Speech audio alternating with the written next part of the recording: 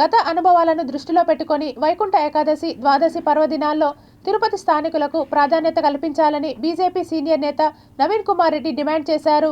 స్థానికులకి మీరు ఇటీవల ప్రకటన చేశారు అధికారులు, మొత్తం 5,000 టికెట్లు మేము విడుదల చేస్తున్నామని. అందులో 500 తిరుమలలో ఉన్నటువంటి స్థానికులకి, మిగిలిన 4,500లో రేణిగుంట, చంద్రగిరి, తిరుపతికి కలిపి 4,500 టికెట్లు రోజుకి అన్నారు. అంటే ఉతారుగా 1,500 టికెట్లు రోజుకి ఇస్తున్నారండి. తిరుపతి జనాభా సుమారు 2.5 లక్షల మంది ఉండగా మీరు 1,500 మందికి టోకన్లు ఇస్తాము అని చెప్తే చాలామందికి చాలా బాధ కలుగుతోంది.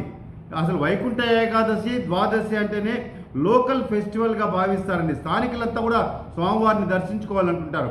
కాబట్టి ఈ డిప్ సిస్టము ఇలాంటివి లేకుండా నేను ఒక సలహా ఇస్తున్న టీటీడీకి, దయచేసి మీరు నగరపాలక సంస్థ కమిషనర్ గారితో మాట్లాడి తిరుపతిలో ఉన్నటువంటి 50 డివిజన్లలో ఈరోజు సచివాలయాలు ఉన్నాయి.